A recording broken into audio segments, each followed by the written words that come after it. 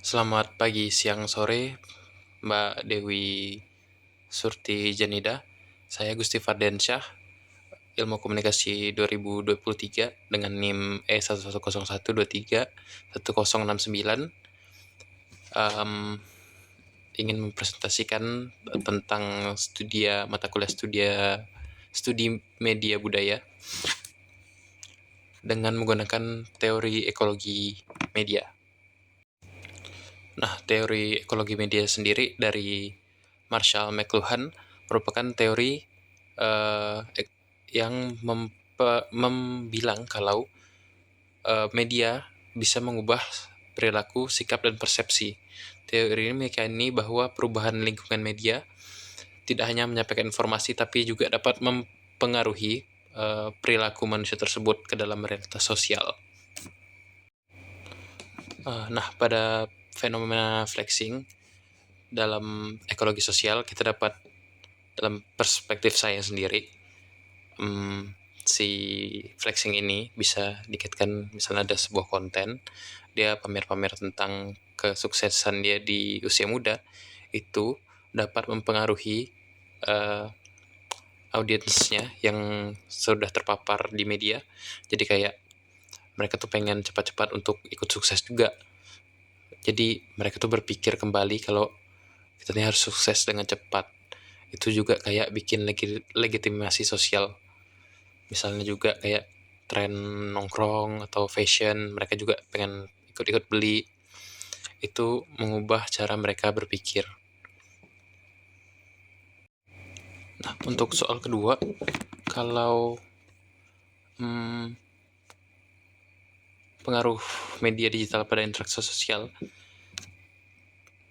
anak-anak dan remaja emang lebih sering berinteraksi lewat media digital dibanding langsung. Menurut saya sih tidak juga sebenarnya, karena kita tetap ketemu dengan offline untuk sekarang, dan mungkin lebih ke attention span-nya. Misalnya kita ngumpul bareng, kita malah lebih fokus ke HP, handphone, daripada ke teman-teman kita. Nah, itu mungkin bisa, itu mempengaruhi bagaimana kita berinteraksi juga.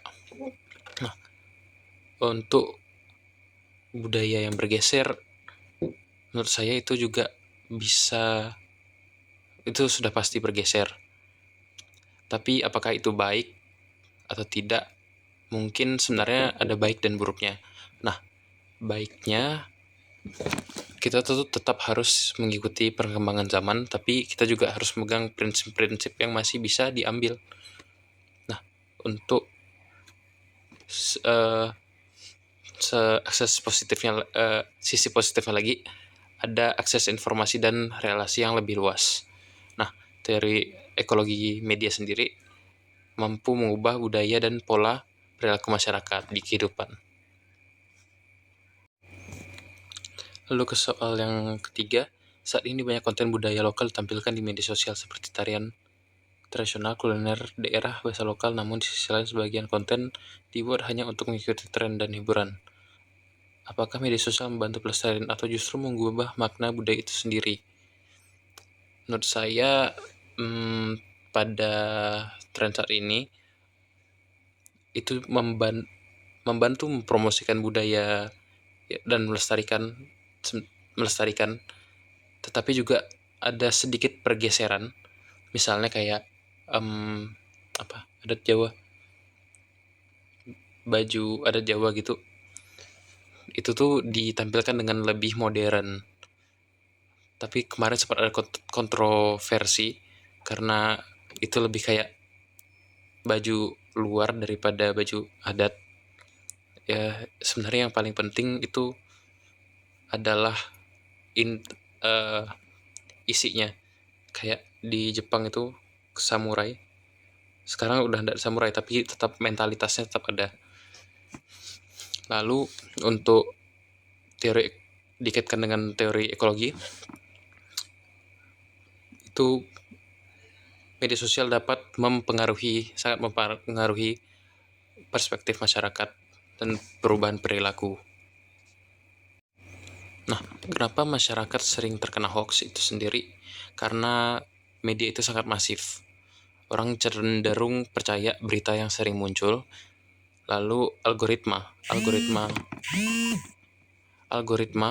itu sangat mempengaruhi perspektif masyarakat. Karena di algoritma itu kita jadi algoritma itu dapat membaca emosi tiap penggunanya. Nah, itu juga berkaitan dengan teori ekologi media yang mempengaruhi cara masyarakat memahami realitas sosial. Juga ini sih Mbak, paling tingkat literasi masyarakat Indonesia sih. Tingkat literasi masyarakat Indonesia tuh sangat-sangat kurang lah bisa dibilang. Apalagi kalau kena berita yang hooknya kuat atau yang mereka pengen dengar aja. Jadi mereka tidak research kembali atau mencari di berita lain, atau misalnya kalau di TikTok kita bisa langsung ada tanda birunya di situ, bisa ditekan cari informasinya. Nah, kalau untuk budaya viral dan popularitas, sekarang viral dan popularitas itu udah dianggap sebagai salah satu tolak ukur kesuksesan di media sosial. Nah, banyak orang yang mencari perhatian di media sosial dengan cara ekstrim ataupun sensasional. Budaya populer media menentukan apa yang dianggap menarik dan bernilai. Budaya viral juga biasanya punya dampak positif dan negatif. Salah satunya ya yang negatif, kadang-kadang ada etika yang dilanggar. Lalu untuk sisi positifnya, kita tuh lebih cepat mempromosikan budaya lokal. Sekian dari saya, terima kasih. Maaf kalau ada salah kata ataupun kalimat yang tidak enak diucapkan. Terima kasih. Wassalamualaikum warahmatullahi wabarakatuh.